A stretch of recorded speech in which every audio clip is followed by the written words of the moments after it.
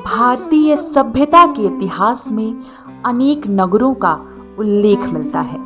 कुछ नगर अपनी शक्ति के लिए प्रसिद्ध हुए, कुछ अपने वैभव के लिए और कुछ अपने ज्ञान के लिए। लेकिन एक ऐसी नगरी भी थी जिसे केवल एक राजधानी नहीं बल्कि धर्म, मर्यादा और आदर्शों की राजधानी कहा गया। वह नगरी थी अयोध्या। अयोध्या अर्थात वह जिसे जीता ना जा सके। सरयू नदी के पवित्र तट पर बसी यह नगरी केवल ईंटों और पत्थरों का समूह नहीं थी, बल्कि यह सूर्यवंश की गौरवशाली राजधानी थी। यह ऋषियों की तपोभूमि थी और धर्म और संस्कृति का केंद्र थी। नमस्कार, समीक्षा में आपका स्वागत है और आज की समीक्षा में हम चर्चा करेंगे अयोध्या के त्रेता युग से लेकर वर्तमान सफर तक की पूरी यात्रा को। कहा जाता है कि यहाँ की सड़कों पर समृद्धि चलती थी, यहाँ के बाजार वैभव से भरे थे, यहाँ के महल सूर्य के प्रकाश में स्वर्ण की समान चमकते थे और सरयू की पवित्र धारा इस नगरी को जीवन प्रदान करती थी। यह केवल एक नगर नहीं था बल्कि प्रतीक था उस सभ्यता का जिसने संसार को धर्म, कर्तव्य और आदर्श जीवन का संदेश दिया। एक ऐसा वंश जिसकी परंपरा वैवस्वत मनु से लेकर अनेक महान राजाओं तक पहुंची। वैवस्वत मनु ने पृथ्वी पर मानव सभ्यता को व्यवस्थित किया और उनके पुत्र इक्ष्वाकु ने अयोध्या में राज्य स्थापित किया और यहीं से सूर्य वंश की शुरुआत हुई और सूर्य वंश की राजधानी थी अयोध्या। राजा दशरथ ने अयोध्या पर लगभग 60,000 वर्षों तक शासन किया और श्री राम ने 11,000 वर्षों तक शासन किया। अब बात कर लेते हैं श्री राम के जन्म के संबंध में एक महत्वपूर्ण तथ्य के बारे में। महर्षि वाल्मीकि, जो स्वयं खगोल शास्त्र के बहुत बड़े ज्ञाता थे, उन्होंने अपनी रामायण में श्री राम के जन्म की भौगोलिक स्थिति का वर्णन किया है। उन्होंने लिखा है, नक्षत्रे दिति दैवत्ये स्वोच्च संसेस्थु पंचषु ग्रहेषु कर्कटे लग्ने वाक्पता विंदुनासः। यानी चैत्र मास की नवमी तिथि में पुनर्वसु नक्षत्र में 5 ग्रहों के अपने उच्च स्थान में रहने पर तथा कर्क लग्न में चंद्रमा के साथ बृहस्पति के स्थित होने पर श्री राम का जन्म हुआ। जब श्री राम ने निर्वाण लेने का निर्णय लिया तो उन्होंने अपने अधिकार की सारी भूमि अपने पुत्र कुश और लव और अपने 3 भाई के 2-2 पुत्रों के बीच बांट दी। मुख्य अयोध्या का जो राज्य था वो श्री राम के ज्येष्ठ पुत्र कुश को मिला। श्री राम के दूसरे पुत्र लव और श्री राम के भाइयों के वंश अधिक समय तक नहीं चले, किंतु कुश का वंश काफी समय तक चला। कहा जाता है कि श्री राम के निर्वाण लेने के बाद अयोध्या सूनी और वीरान हो गई थी, लेकिन कुश ने इक्ष्वाकु वंश के शासन को बहुत ही अच्छे से आगे बढ़ाया। तो जो आज राम मंदिर हम देख रहे हैं उसकी नींव श्री राम के ज्येष्ठ पुत्र कुश के द्वारा त्रेता युग में रखी गई थी। आगे के समय में अयोध्या और सूर्यवंशियों का प्रभुत्व वैसा नहीं रहा जैसा श्री राम और उनके पुत्रों के समय में था। आगे कुश से 32वीं पीढ़ी पर एक राजा आए, बृहदबल, जिन्होंने महाभारत के युद्ध में कौरवों की ओर से भाग लिया था और 13वें दिन अभिमन्यु के हाथों शहीद हुए थे। फिर उनके पुत्र बृहत्सन ने अयोध्या का शासन संभाला। हालांकि इस समय तक कौशल प्रदेश का प्रभुत्व वैसा नहीं रहा, लेकिन अयोध्या के राम मंदिर का अस्तित्व बना रहा। बौद्ध ग्रंथों और पुराणों के अनुसार भगवान बुद्ध का शाक्य कुल सूर्यवंश यानी कि इक्ष्वाकु वंश की ही एक शाखा थी। इसी वंश में अयोध्या में श्री राम का जन्म हुआ था। तो क्योंकि दोनों वंश के पूर्वज इस महान वंश से जुड़े थे, इसलिए कई लोग इस पारिवारिक संबंध से भ्रमवश यह समझ लेते हैं कि भगवान बुद्ध अयोध्या के राजा थे। चीनी यात्री फाहियान ने 5वीं सदी में और हुएनसांग ने 7वीं सदी में भारत की यात्रा की। उन्होंने अयोध्या और कपिलवस्तु की भी यात्रा की। उन्होंने अपने लेखों में साफ लिखा है कि कपिलवस्तु भगवान बुद्ध का गृह राज्य था और उन्होंने अयोध्या को बौद्ध धर्म के प्रचार केंद्र के रूप में वर्णन किया है, न कि भगवान बुद्ध के राज्य के रूप में। चंद्रगुप्त द्वितीय के शासन काल के शिलालेखों से ज्ञात होता है कि उनके काल और काफी बाद तक अयोध्या ही गुप्त साम्राज्य की राजधानी रही। महाकवि कालिदास ने भी अपने महाकाव्य ग्रंथ रघुवंशम में रघुवंश का वर्णन किया है।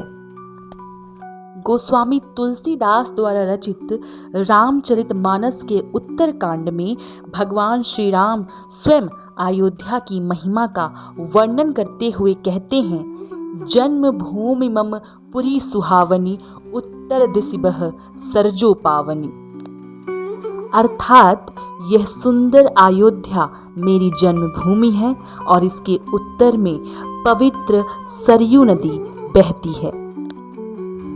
धीरे धीरे अयोध्या ने अपना प्रभुत्व खो दिया और श्री राम का प्राचीन मंदिर बहुत जर्जर अवस्था में पहुंच गया। शिलालेखों से ज्ञात होता है कि उसी समय उज्जैन के राजा विक्रमादित्य उज्जैन पहुंचे और अपनी सेना सहित इस मंदिर के निकट विश्राम किया, जहां उन्हें एक दिव्य अनुभूति हुई। उन्होंने इस स्थान के विषय में आसपास के लोगों से पूछा तो पता चला कि जहां वो विश्राम कर रहे थे वह जर्जर अवस्था में श्री राम का मंदिर है। उन्होंने उस मंदिर का जीर्णोद्धार करवाया और काले पत्थर से एक भव्य मंदिर का निर्माण करवाया। जब 630 ईस्वी में चीनी यात्री हुएनसांग भारत की यात्रा पर आए तो उन्होंने अपने लेखों में लिखा कि उन्होंने अयोध्या के पास लगभग 20 बौद्ध मठ देखे थे, जिनमें 3000 से भी अधिक बौद्ध भिक्षु रहते थे। उन्होंने अपने लेखों में अयोध्या के श्री राम मंदिर का भी वर्णन किया है, जहां प्रतिदिन हिंदू भक्त दर्शन के लिए आते थे। तो ये माना जाता है कि हुएनसांग ने अयोध्या में श्री राम मंदिर देखा था। माना जाता है कि 12वीं शताब्दी में कन्नौज के राजा जयचंद्र अयोध्या आए और उन्होंने विक्रमादित्य द्वारा लगवाए गए प्रशस्ति पत्र को निकालकर अपना प्रशस्ति पत्र लगवा दिया। इसके बाद अगले 200 वर्षों तक भारत में मुस्लिम आक्रमण होते रहे, लेकिन फिर भी लिखित प्रमाण है कि विक्रमादित्य के द्वारा जीर्णोद्धार करवाया गया वह मंदिर 14वीं शताब्दी तक सुरक्षित रहा और मुस्लिम आक्रमणकारी उसे किसी भी प्रकार की क्षति नहीं पहुंचा सके। 14वीं शताब्दी में इब्राहिम लोदी के शासनकाल तक इस मंदिर के होने के प्रमाण मिलते हैं। सन 1526 में जब पानीपत के युद्ध में उसकी मृत्यु हुई और बाबर द्वारा मुगल साम्राज्य की नींव रखी गई, तब जाकर इस मंदिर को तोड़ने के कई प्रयास किए गए। 1527 में जब बाबर ने इस मंदिर को तोड़ने का फरमान जारी किया, तब 1528 में बाबर के सेनापति मीर बाकी इस मंदिर को तोड़ने अयोध्या पहुंचे। उस समय मंदिर के मुख्य महंत स्वामी श्यामानंद थे। उन्होंने इस मंदिर की रक्षा के लिए भीटी के महाराज महताब सिंह बद्रीनाथ से सहायता मांगी। जब तक वो सहायता के लिए पहुंचते, तब तक अयोध्या से कुछ ही दूर सनेथू गांव के एक पंडित देवीनंद पांडे ने स्थानीय लोगों को एकत्र कर मंदिर को बचाने का प्रयास किया, किंतु शत्रुओं की विशाल सेना के सामने वो सभी वीरगति को प्राप्त हुए। बाद में बद्रीनाथ ने इस मंदिर की रक्षा के लिए बाबर से युद्ध किया, किंतु बाबर की सेना बहुत विशाल थी, इसलिए लाखों राम भक्त युद्ध में वीरगति को प्राप्त हुए। युद्ध के कुछ दिन बाद हंसवर के राजा महाराज रणविजय सिंह ने 1000 योद्धाओं के साथ मंदिर की रक्षा का प्रयास किया, किंतु सभी वीरगति को प्राप्त हुए। लखनऊ गजेटियर से जानकारी मिलती है कि लगभग 1,74,000 हिंदू इस मंदिर की रक्षा करते हुए मारे गए। और इस युद्ध के बाद ही मीर बाकी इस मंदिर को तुड़वाने में सफल रहा और उसके स्थान पर मस्जिद का एक ढांचा बनवाया जिसे उसने नाम दिया मस्जिद-ए-जन्म स्थान। और इस पर उसने एक संदेश खुदवाया कि महान बाबर के आदेश पर दयालु मीर बाकी ने फरिश्तों की जगह को एक मुकम्मल स्थान दिया है। तो जिस व्यक्ति ने इस राम मंदिर को तुड़वाया था उसका स्वयं मानना था कि यहाँ पर राम का जन्म स्थान है। बाद में इसी मस्जिद का नाम बाबर के नाम पर बाबरी मस्जिद हुआ। आगे कुछ समय बाद महाराजा रणविजय की विधवा रानी जय राजकुमारी हंसवर ने 3000 वीरांगनाओं की सेना बनाई और स्वामी महेश्वरानंद नामक महान व्यक्ति ने सन्यासियों की एक सेना बनाई और रानी जय राजकुमारी हंसवर का सहयोग किया और इन लोगों ने मिलकर कुछ समय तक मंदिर को दुश्मनों से सुरक्षित रखा और ये क्रम अकबर के काल तक चलता रहा। पर बार बार होते संघर्ष से घबराकर अकबर ने बीरबल और टोडरमल के कहने पर खास की टाट से मंदिर के चबूतरे पर 3 फुट एक राम मंदिर बनवा दिया। आगे जहांगीर और शाहजहां ने युद्ध वापस शुरू होने के डर से उस राम मंदिर को वहीं रहने दिया, लेकिन जब औरंगजेब ने सत्ता संभाली तो उसने कई बार मंदिर पर आक्रमण किया और अयोध्या स्थित कई मंदिरों को तुड़वा दिया। कुछ ऐतिहासिक दस्तावेज और पूर्व आईपीएस अधिकारी किशोर कुणाल की पुस्तक अयोध्या रिविजिटेड में भी यह दावा प्रमुखता से किया गया कि अयोध्या का राम जन्मभूमि मंदिर बाबर के समय नहीं बल्कि औरंगजेब के शासनकाल में तुड़वाया गया था। ऐतिहासिक कथाओं के अनुसार श्री वैष्णव दास जी जैसे संतों के नेतृत्व में बैरागी साधुओं ने औरंगजेब की सेना के खिलाफ कई बार संघर्ष किया ताकि वे राम जन्मभूमि की रक्षा कर सकें। जब औरंगजेब ने मंदिर को अपने नियंत्रण में ले लिया तो उसके बाद आगे के मुगल शासकों के समय में हिंदुओं ने अपने अधिकार वापस पाने का प्रयास जारी रखा।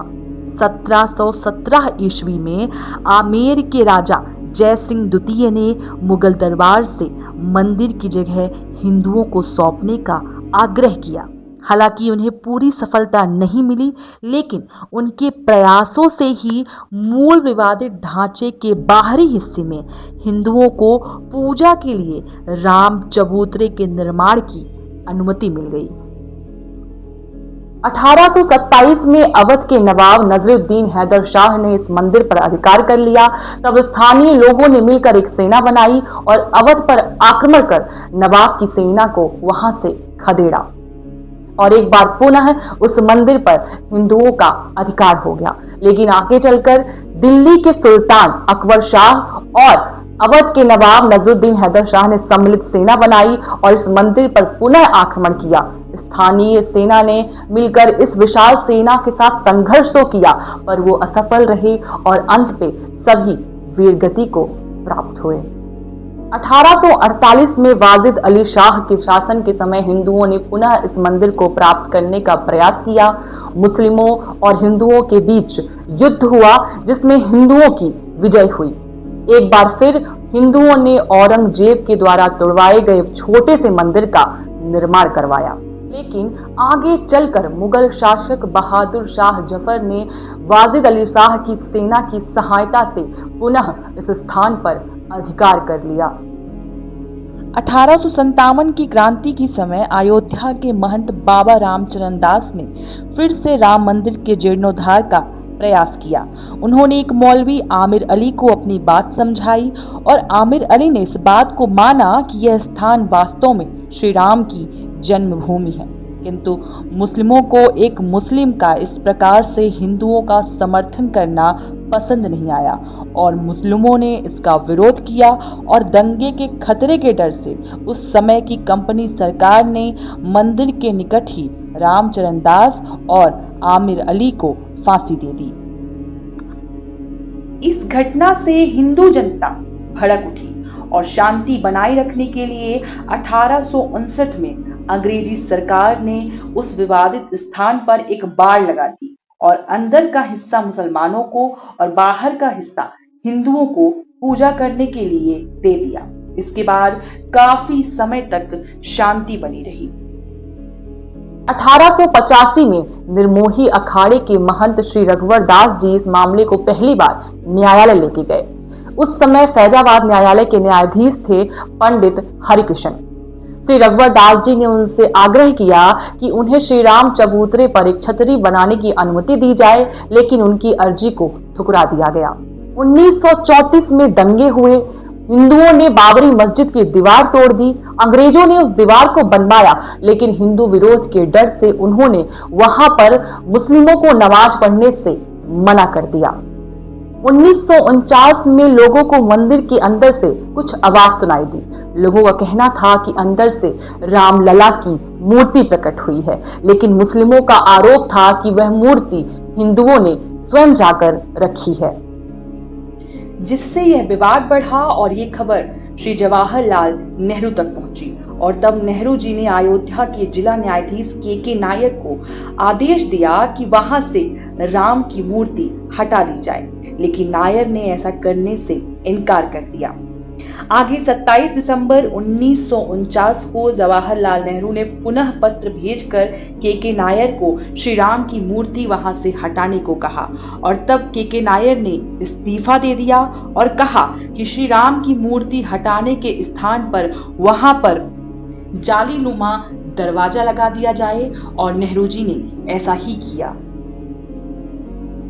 1986 में हिंदुओं के संतोष के लिए राजीव गांधी ने ताला खुलवाकर हिंदुओं को पूजा अर्चना करने की अनुमति दे दी, जिससे मुस्लिम भड़क गए और 6 फरवरी 1986 को उन्होंने बाबरी मस्जिद संघर्ष समिति का गठन किया।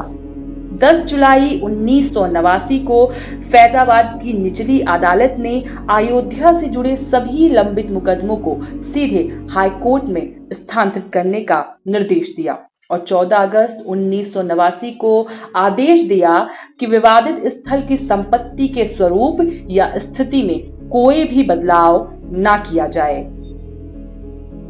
1990 में संघ और विश्व हिंदू परिषद के नेतृत्व में लाल कृष्ण आडवाणी ने सोमनाथ से अयोध्या तक की 10,000 किलोमीटर की एक रथ यात्रा निकाली। इस दौरान बिहार के तत्कालीन मुख्यमंत्री लालू प्रसाद यादव के आदेश पर समस्तीपुर में लाल कृष्ण आडवाणी को गिरफ्तार कर लिया गया। आडवाणी जी की गिरफ्तारी के बाद भी जिस दिन रथ अयोध्या पहुंचने वाला था, 30 अक्टूबर 1990 को हजारों हिंदुओं ने पुलिस के रोकने के बाद भी श्री राम मंदिर पर प्रवेश किया और बाबरी मस्जिद पर हिंदू ध्वज फहरा दिया। 3 दिन बाद 2 नवंबर 1990 को उत्तर प्रदेश के तत्कालीन मुख्यमंत्री मुलायम सिंह यादव ने राम भक्तों पर गोली चलवाई, जिसमें सैकड़ों कार सेवकों ने अपनी जान गंवाई। कहा जाता है कि उस दिन सरयू का तट हिंदुओं की लाशों से पट गया था। 6 दिसंबर 1992 को 2 लाख से अधिक कार सेवक अयोध्या पहुंचे। तब वहां के तत्कालीन मुख्यमंत्री कल्याण सिंह ने पुलिस को भीड़ पर गोली न चलाने का आदेश दिया। उन्हें लगा कि भीड़ को सामान्य तरीके से रोक लेंगे, लेकिन ऐसा नहीं हुआ। 6 दिसंबर 1992 को बाबरी मस्जिद का एक गुंबद गिराया जाने लगा और धीरे धीरे सारा ढांचा गिरा दिया गया। मुख्यमंत्री कल्याण सिंह ने इस्तीफा दे दिया और उसी शाम 7 बजे तक उत्तर प्रदेश में राष्ट्रपति शासन लगा दिया गया। इसके बाद पूरे देश में हिंदू मुस्लिम दंगा फैल गया। अयोध्या में 1000 से अधिक लोगों ने अपनी जान गंवाई। इस घटना के 10 दिन बाद 16 दिसंबर 1992 को लिब्राहन आयोग का गठन किया गया और इस आयोग को जांच करके रिपोर्ट सौंपने के लिए 3 महीने का समय दिया गया। पर आश्चर्य की बात यह है कि इस आयोग ने जांच की रिपोर्ट देने के लिए 3 महीने नहीं बल्कि 17 वर्षों का समय लगा दिया। 2003 में भारतीय पुरातत्व सर्वेक्षण ने अपनी एक रिपोर्ट में यह बात स्पष्ट रूप से लिखी कि जहां पर विवादित ढांचा था उसे मंदिर को तोड़कर ही बनाया गया था। इस रिपोर्ट को भी लिब्राहन रिपोर्ट में शामिल किया गया और 30 जून 2009 को लिब्राहन आयोग ने 700 पृष्ठों की अपनी रिपोर्ट प्रधानमंत्री माननीय श्री मनमोहन सिंह को सौंपी। 2010 के ऐतिहासिक फैसले में इलाहाबाद हाई कोर्ट ने विवादित जमीन को राम जन्मभूमि घोषित किया और आदेश दिया कि श्री राम की मूर्तियां वहां से न हटाई जाएं। उन्होंने इस पूरे विवादित जमीन को राम जन्मभूमि ट्रस्ट, निर्मोही अखाड़ा और सुन्नी वक्फ बोर्ड के बीच बराबर बांट दिया। हिंदू और मुस्लिम पक्ष दोनों इस फैसले से सहमत नहीं हुए और उन्होंने 2011 में सुप्रीम कोर्ट का दरवाजा खटखटाया, पर वर्षों तक कोई सुनवाई नहीं। अंततः 9 नवंबर 2019 में सुप्रीम कोर्ट ने अपना अंतिम फैसला सुनाते हुए पूरी विवादित भूमि को राम जन्मभूमि ट्रस्ट को सौंप दिया। इस प्रकार 491 वर्षों के संघर्ष के बाद राम जन्मभूमि पुनः हिंदुओं को प्राप्त हुई। फिर 5 फरवरी 2020 को ट्रस्ट का गठन होता है और मंदिर का निर्माण आरंभ होता है और अंततः 22 जनवरी 2024 को श्री राम के भव्य मंदिर का उद्घाटन माननीय श्री नरेंद्र मोदी जी के द्वारा किया गया। अयोध्या का इतिहास केवल अतीत की कहानी नहीं, बल्कि भारत की आस्था, संस्कृति और पहचान का अमर अध्याय है। तो आज की इस वीडियो में हमने अयोध्या के त्रेता युग से लेकर वर्तमान सफर तक की पूरी यात्रा पर विस्तार से चर्चा की। तो आशा करती हूँ आपको ये जानकारी पसंद आई होगी। आज की समीक्षा में बस इतना ही। बहुत बहुत धन्यवाद।